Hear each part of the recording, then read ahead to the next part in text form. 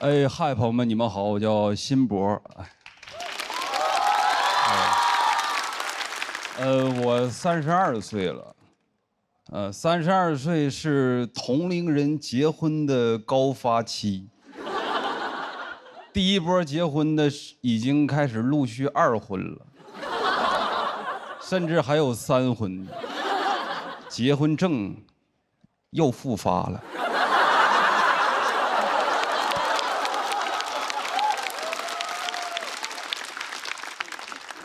经常在微信上收到婚礼请柬，那种电子请柬收到过吧？作为一个被邀请的人，我只关心什么时间在哪儿办。但想了解到这些信息，我必须得先看一组新人大片儿，没法跳过，咱们就得被他们的爱强制爱。翻了半天，7月2号在秦皇岛阿那亚拍的这组婚纱照，我说你真行，去得起阿那亚，去不起图片水印。那照片怎么说呢？真好看，真甜蜜，但有的时候也真不像啊。我生活里也不长这样，我都眯着眼睛往后滑。滑到最后还是一个植入的广告按钮，叫我也要制作。谁会看完别人的婚礼请柬就说，我也做一个。我做啥？我作茧自缚啊。我觉得这种人生大事它不能太商业，那是不是墓碑上也可以刻我也要一杯？第2杯半价，收藏打卡，升杯。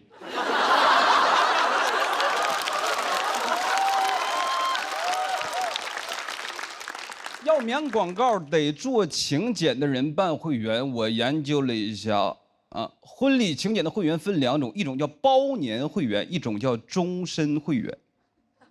婚礼请柬的终身会员就没盼咱们好，活到老结到老，倒是适合那些结婚证高发人群。还能发弹幕，我不喜欢婚礼请柬里边的弹幕过于和谐。咋就没人发？只有我一个人觉得不好看吗？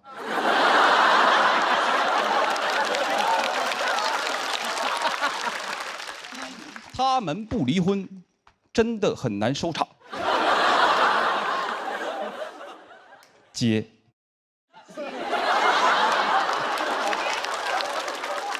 电子请柬最让我讨厌的是它能转发，收到过我前任的，他没给我发，但大家应该都有那种共同见友，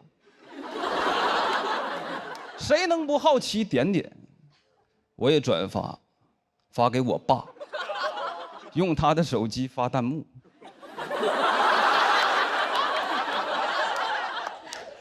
只有我一个人觉得新郎不好看吗？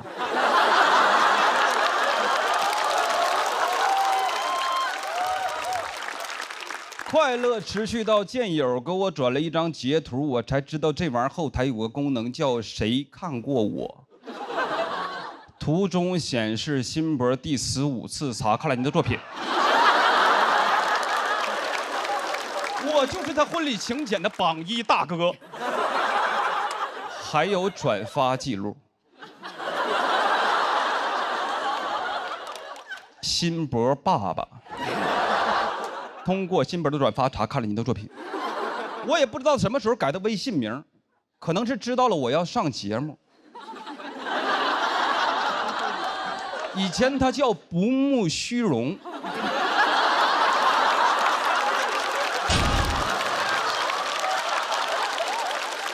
我说爸，你应该改叫慕容复。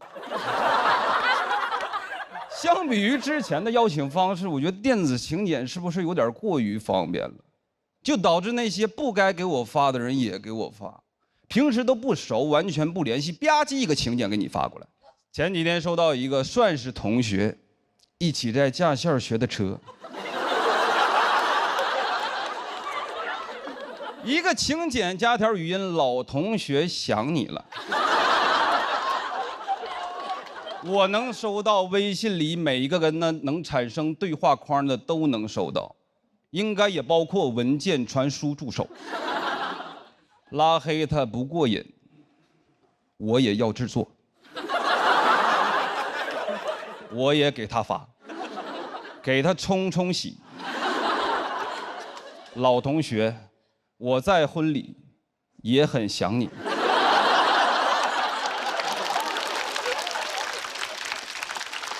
但如果都这么方便了，还没给我发的，那就是不拿我当朋友了。凭什么？对吧？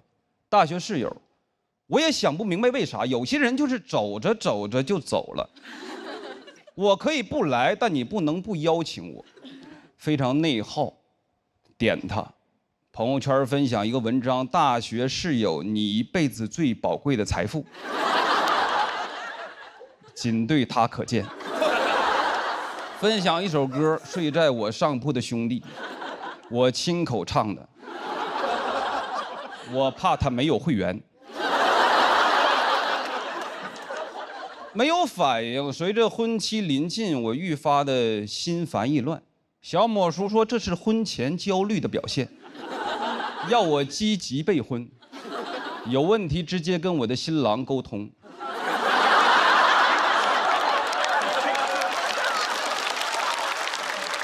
我鼓足勇气去跟他说为什么不请我，他说发群里了，你没看见吗？我说什么群？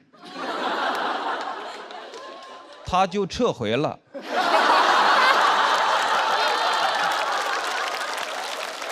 我看见了，跟我说我结婚来聚聚呗，我也不知道咋回，还是输入法比较了解我。刚打出了祝你，就联想出了早日康复。但回想，就算他第一个就邀请我，又如何呢？我也得在心里边先量化我们的感情，还值多少钱，减去差旅成本。如果是正数，那就是礼金；如果是负数，那就是来不了。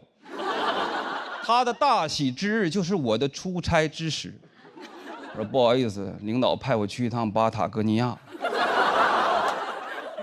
婚礼邀请好像对双方都是一件很难直接表达真实意愿的事儿。我想好了，以后我做请柬我就不放时间地点，这样能让大家多看几遍我的新人大片儿。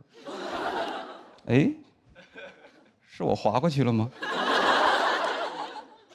最重要的，它也是筛选，因为真正想来的人会问我，不想来的人我也不想追问，因为我有访客记录。我需要终身会员。谁看过我还没问我的，那我肯定得记他一辈子。谢谢大家，我叫辛博。辛博，感觉都是我的托儿啊。来了啊！大家好，我叫辛博。小时候我就在农村生活，你知道农村的医疗条件不是特别好，我爸妈就属于那种小病自己看，大病互相看。新型家庭合作医疗。从小我身体不是特别好，经常吃药，但就没吃过那种 OTC 的。我爸指着 OTC 的标志给我讲过，儿子你记着啊，这个牌子的药啊，没劲儿。就是我能得什么病，主要取决于他们听说过什么病。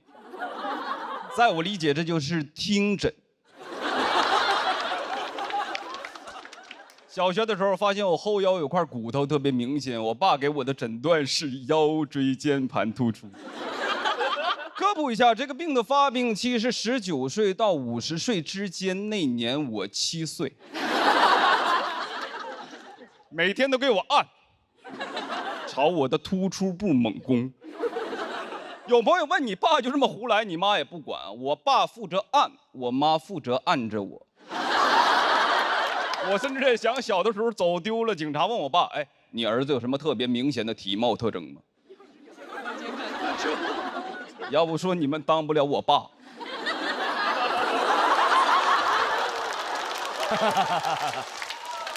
我爸都得说腰上有我的指纹，能解锁我儿子。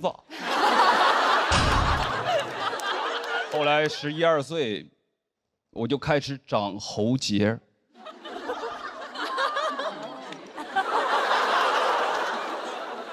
有点害怕，这能按死我吧？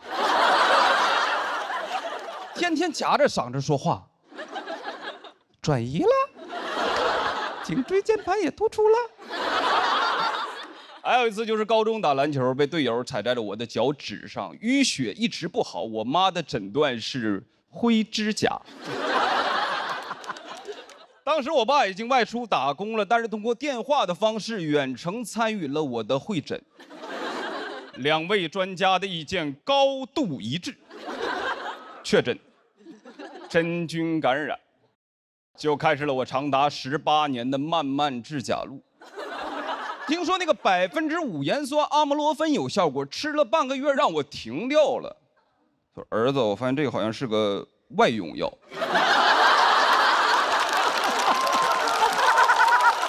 怪不得口腔都不溃疡了呢。我们东北有个菜叫小鸡儿炖蘑菇，我们家经常做。鸡肉可以不吃，那个鸡爪子得留给我。那个指甲我最好吞掉，说是吃啥补啥，以形补形，但不让我吃蘑菇，说那都是真菌。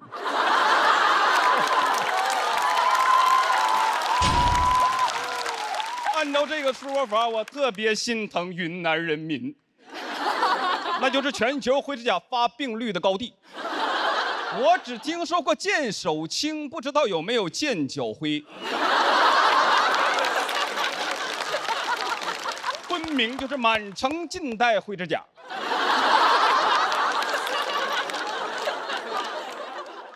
这么多年，我心里一直有疑问，就我虽然得了灰指甲，但我始终都没有传染俩。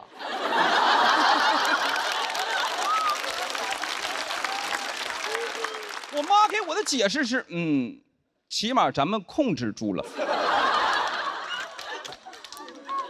直到去年去捏脚，技师大哥看了一眼我的脚趾，说：“老弟啊，你这是湿疹，你回去买一管莫匹罗星。”我买了一管姜信姜仪，因为上面写着 OTC。这能有劲儿吗？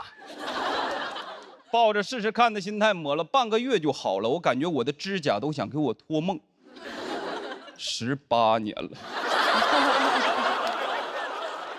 当然我爸妈也不是意见经常一致，北方冬天经常流感肆虐，本来一家人整整齐齐吃着晚饭，我好死不死打了个喷嚏。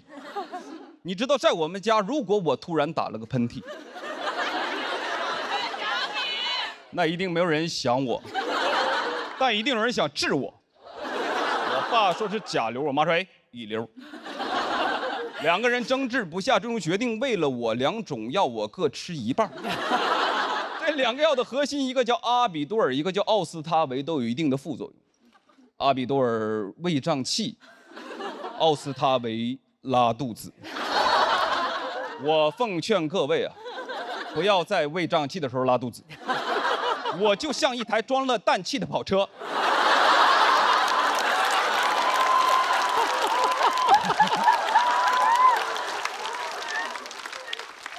我爸决定送我去医院，因为他发现我的瞳孔开始有点涣散，说我太爷走的时候就这种眼神。医生建议打青霉素，我爸说：“我儿子必须用最好的药，头孢，打上就退烧，不打就高烧，反反复复1个多月，我才肺炎。”拍了片子说我的肺上有阴影。我说怎么不拍拍心里啊？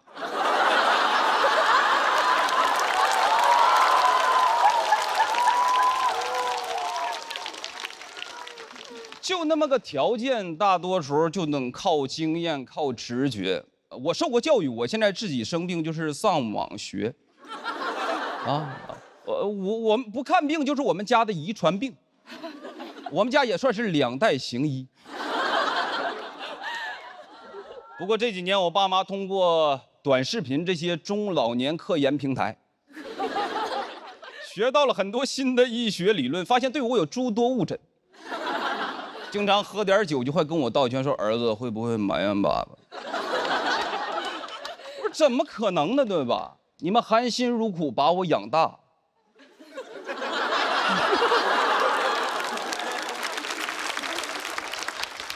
以后就是我养你们。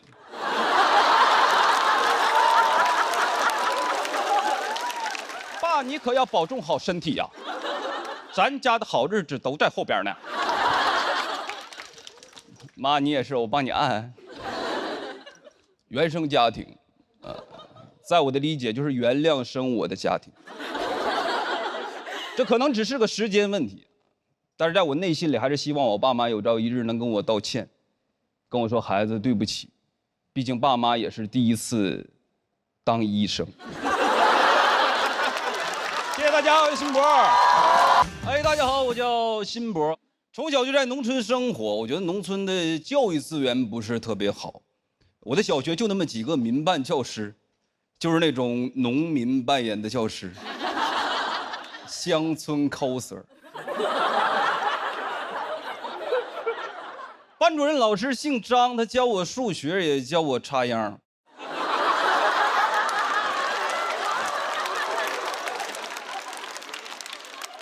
很多掰着手指头能算出来问题，张老师也算不清楚，因为他少根手指，算法上有 bug， 9进制。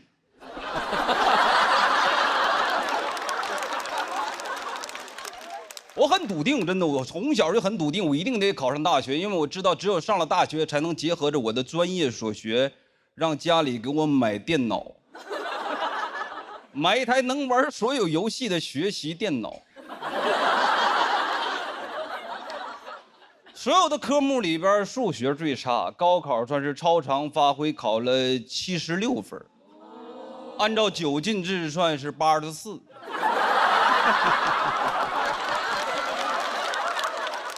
也没及格，被调剂到了数学系。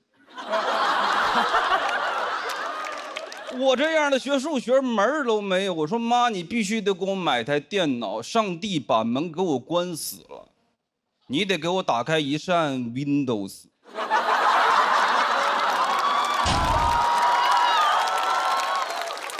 没复读啊，没复读，因为第一学年成绩的前5%可以转专业。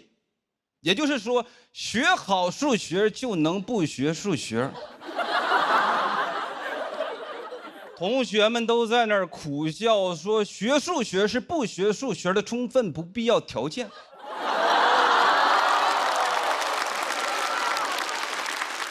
听得我都茫然了。我说你们家里都什么条件？6学摸底儿考，我就是倒数第2，倒数第1是我的 homie 威哥。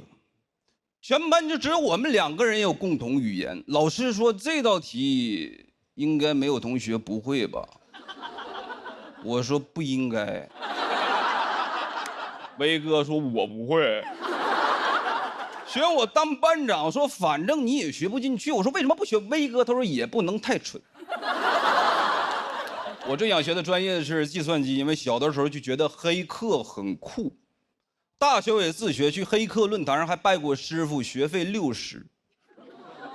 加了 QQ 给我传了个文件，如何盗号。我一点号就被盗了。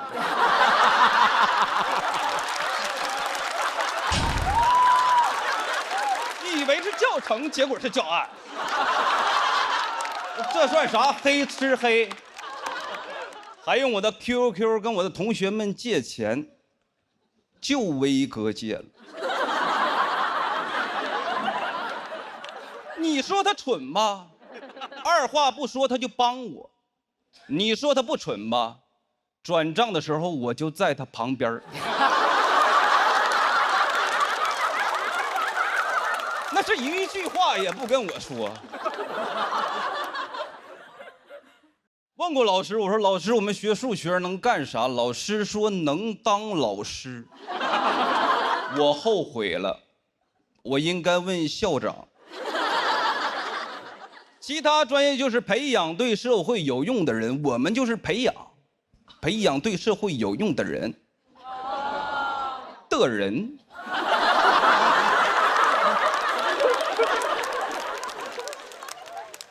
我发现啊，像我这种普通学校的冷门专业，社会给我们留的大多岗位都是销售类。我们学院的优秀校友墙就是全国房产中介的优秀员工墙，上面的照片基本都一个知识。那个校友群你就看吧，名字开头都有个 AAA， 你得往下滑到100名开外才有一个 B 打头的，比亚迪卖车。毕业季的时候，有那种优秀学长回来招聘，我给他倒了杯水，他说：“老弟，全班我都看了，就你能干销售，数你的眼神最空洞，你根本就学不进去。”我不想干销售，我觉得这么多年书白读了，确实感觉自己有点脱不下去长衫，但我也知道自己里边啥都没穿。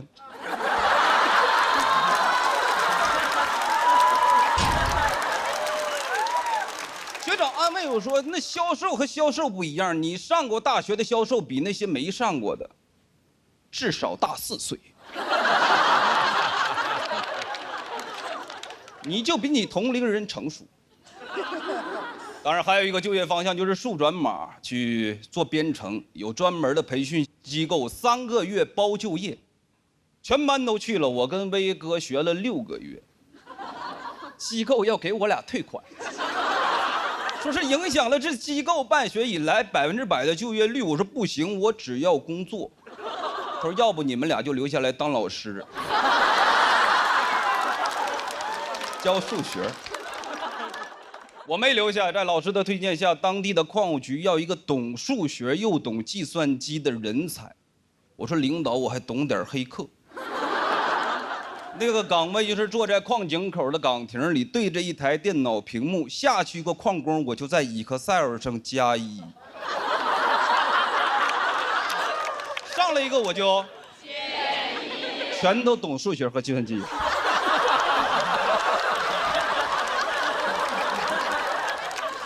同学们好奇说：“你这个样的去矿能干啥？”问得多我就很烦，我说算命。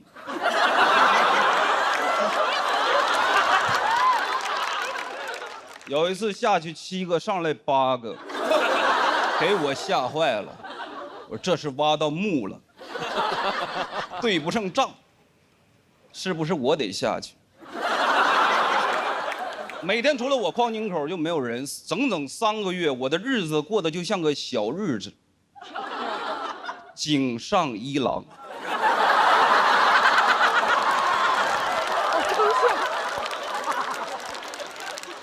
接到了一个改变我人生的垃圾电话，来自广东珠海，问我先生买房吗？我立马反问他：你们招人吗？我学数学的，他说我学物理的。我说城濮求是，他说博学笃行。我们学校的校训。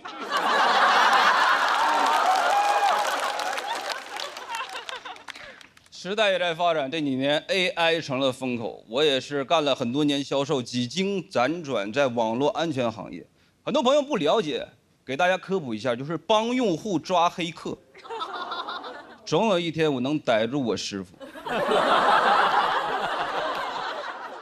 在风口上，威哥也飞起来了。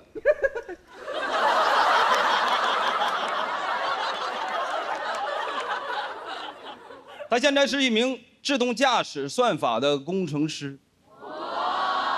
来杭州开会，我开车接他，他跟我说：“你把自动驾驶关喽。”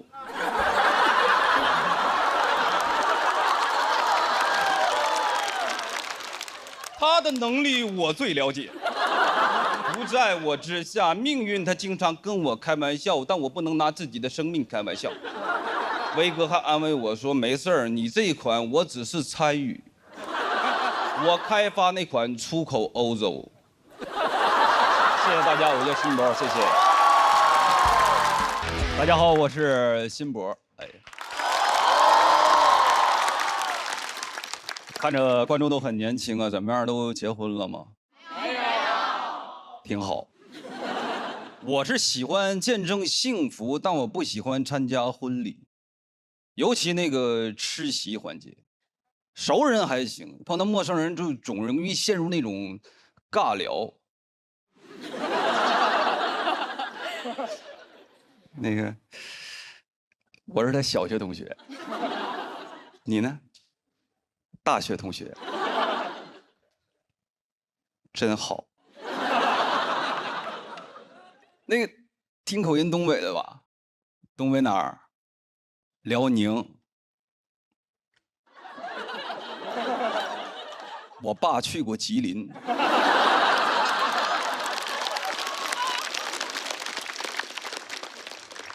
我能说啥？我说怪不得没见过你呢，兄弟。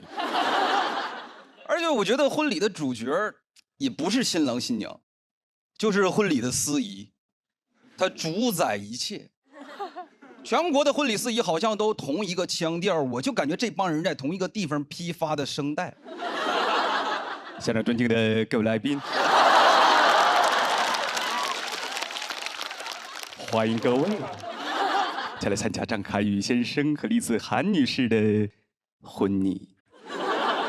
听着很温暖，但里边没有一点真情实感。生活里表达感情也这么说话吗？你踩我脚了。正常开始一般都是爱情故事，是吧？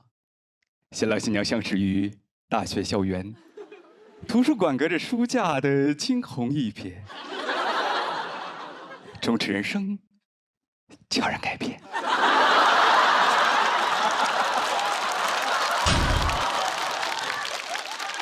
我坐在台下看着新郎，我的兄弟，我用我的人品担保，他绝对不会去那种地方。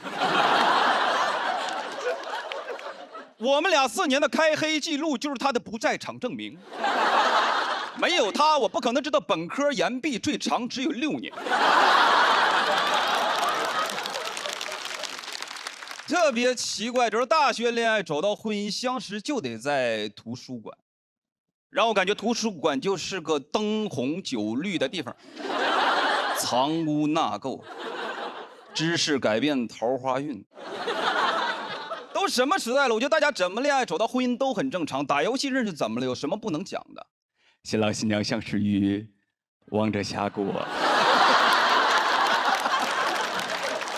经历过小学生的谩骂，也时常问候别人的全家。还有5秒，新郎新娘即将闪现登场。掌声欢迎这对双排新人。有请摄影师用 Live Photo 神器 vivo S30记录下这美好的瞬间，快乐你就 vivo Live。我特别受不了司仪的一个点，就是司仪特别喜欢煽情，特别喜欢煽情。中国有一个传统叫做丧事儿喜办，我感觉他们就是想，对，喜事儿丧办，尤其针对新娘。此时此刻。又有一个家庭失去了女儿。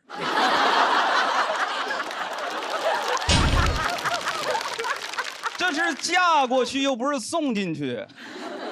新娘回头再看一眼你的爸爸和妈妈，跟养育了你20多年的爸爸妈妈告个别吧。爱情的坟墓是真要埋人呐，我都担心他从包里掏出一个令牌往地下一拽，斩。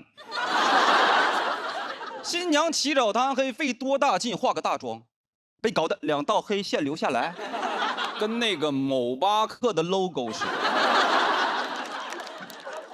如果你的泪点比较高，它会有后招。此时此刻，丫头，还记得儿时父母怀抱的温度吗？去，给他们一个温暖的拥抱。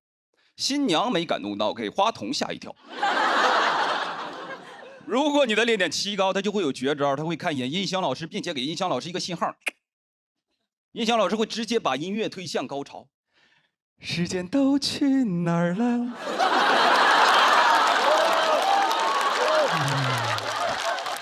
是啊，时间都去哪儿了？此时此刻，丫头勇敢的、大声的哭出来吧！你看新娘跟过了电似的，妈。我觉得人都需要仪式感，对吧？但那些明知故问的问题，把它变成了一种流程。看我们的新郎，帅不帅？能说啥？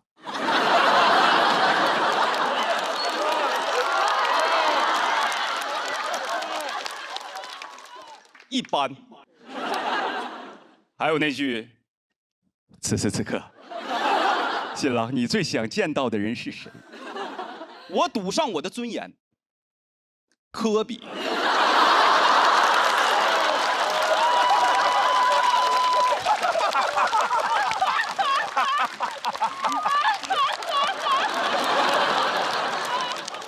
我都担心他单膝跪地时候喊出的不是宝贝嫁给我，而是湖人总冠军。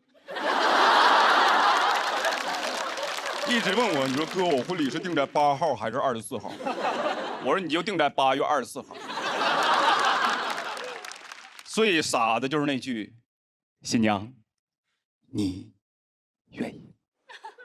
说实话，这么多年我花了这么多份子钱，我也想看点不一样的。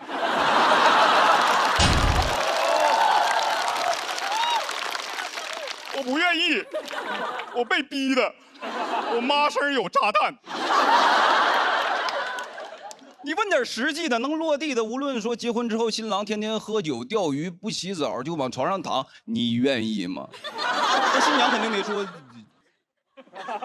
别逼我，妈妈，对不起，引爆炸弹。流程最后还会有个小的环节，新郎现在可以正式的亲吻你的新娘了。正式。昨晚单身夜当我面嘣儿吧的。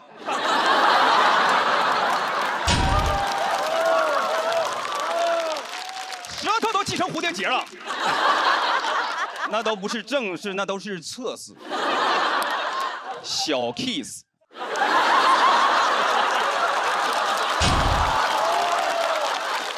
非得像现在这样叫来双方父母亲朋好友街坊四邻单位领导，各就各位，预备，作。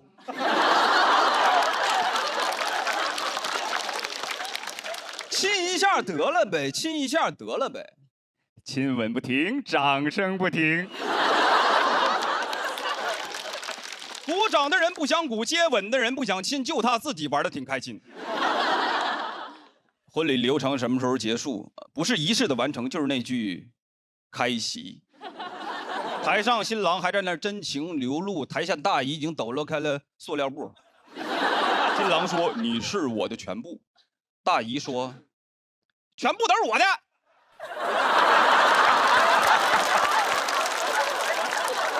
接下来这段有观众找到我说：“辛博对你讲的这种司仪深恶痛绝，你能不能来我的婚礼当司仪？”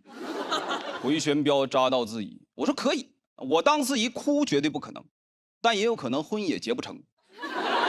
我当司仪那就一切从简，工作忙，新郎新娘都可以不来，反正也没有人在意，我就只讲一句：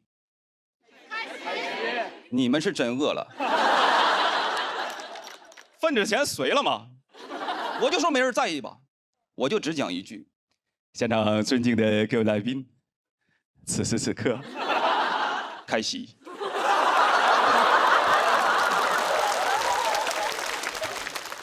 我是明年4月份办婚礼，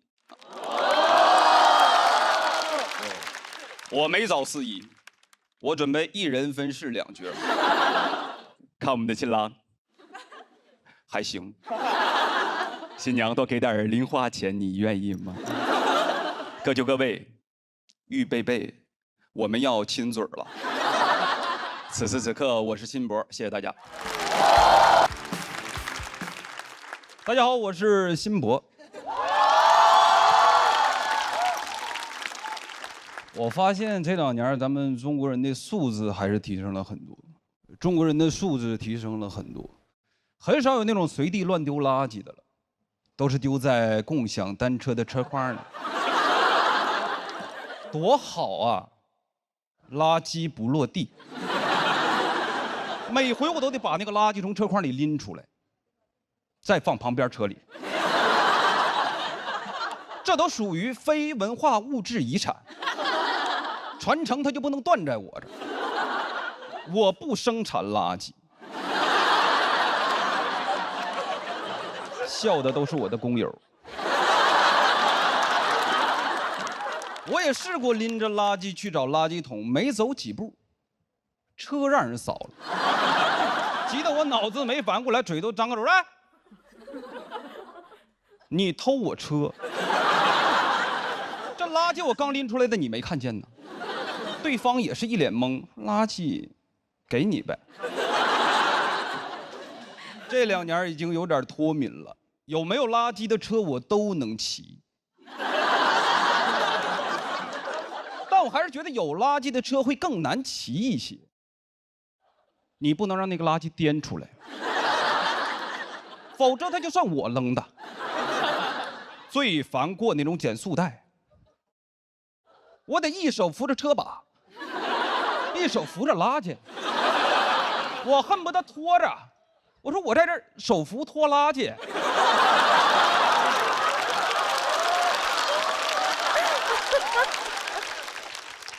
最怕玻璃瓶，再碰到减速带，我得立马控屏，掉出来玻璃心得碎一地。那天扫了台车，不知道哪个孙子吃剩了半包辣条，我真是想尝尝。麻辣王子，从小我就爱吃。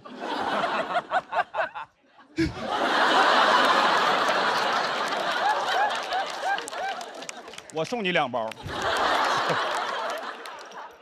骑到地铁口还车，有个哥们儿迎面向我走来，周围没车了，他跟想接手这台。他也看到了车筐里的垃圾，他就，你知道有的时候人受了委屈会不自觉的自言自语给自己解释，不是我吃的。他冷漠的眼神仿佛就在告诉我，就你扔的。早知道我吃了好了。报复性的想文明一把处理一下车筐里的辣条，但你知道地铁口的垃圾桶总被那个什么电瓶车团团围住。好在电瓶车也有车筐。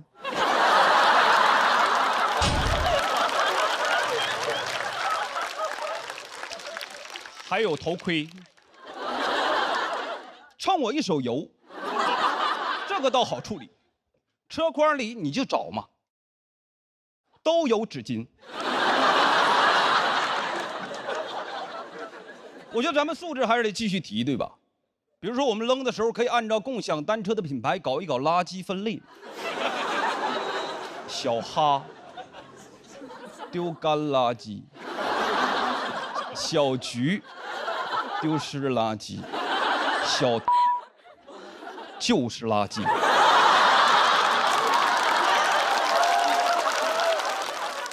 就他们家弹窗广告最多，稍微一不注意，网贷申请就开始了。我就骑个1块5的单车，申请这10万的网贷，偏要网我。他就从这个 P 点骑到另一个 P 点，这个模式就叫 P2P。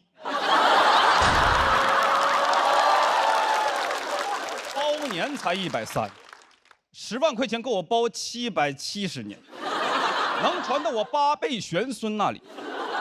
2795年，全世界都自动驾驶了，就我孙子骑个共享单车，骑行世家，单车会员到期日加计勿忘告乃翁。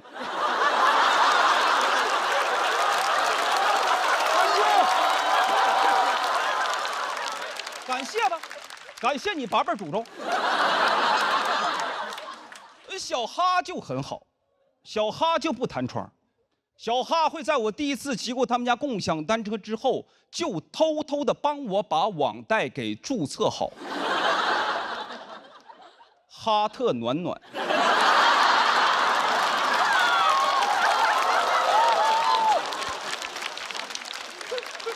车是越来越难骑。那天演完午夜场，出了地铁口就一台小破车，那车贼破，我很犹豫，到后边有哥们推波助澜，他问我：“哎，你骑不骑？你不骑我骑。”我说：“我骑，赌一把。”那台车骑着不如扛着，这个车把歪的，我正着扶车就走斜线，我就理解什么叫歪打正着。那个车座被压到最低，锈死了，提不上来。我一蹬膝盖，指定我下巴壳。为了不顶到，我还左右闪躲。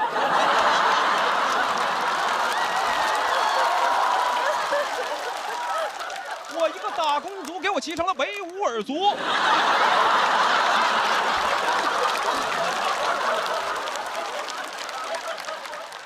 上坡我得站起来猛蹬，下坡还行，就是刹车不灵。骑进去我300块钱医药费，还行，网贷额度还剩99700。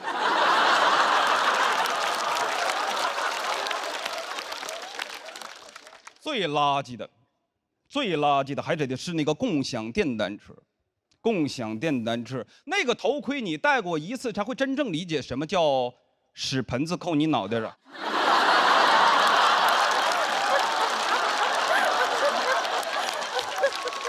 那臭到朝闻道夕死，所以不带警察惩罚我，带了老天惩罚我。那个味儿从天灵盖就冲进来了，保护我的脑子，击溃我的心理。这跟从垃圾堆捡个口罩带点有什么区别？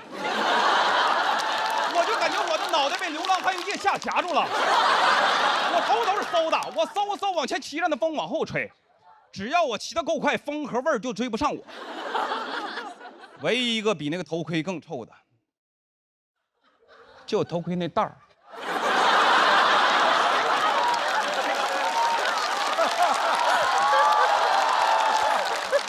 那就是流浪汉的袜子，朝闻道，立马死。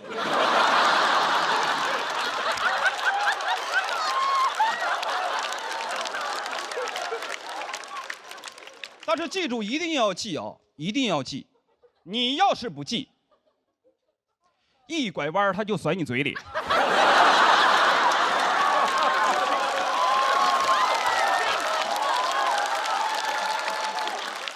共享电单车的批点特别少，还车点特别少，骑到客户门口发现最近的批点就我出发那个，原地还车要收我20的调度费，我又骑了回去，钱花了，时间花了，人还留在原地。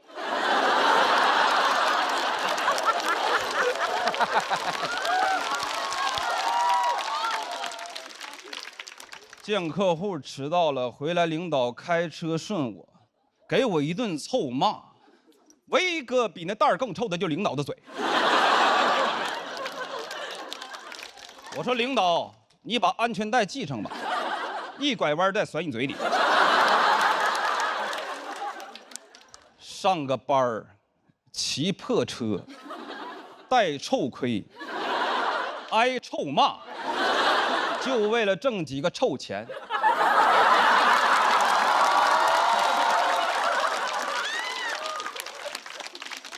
我觉得在大城市里，我跟共享电单车没啥区别。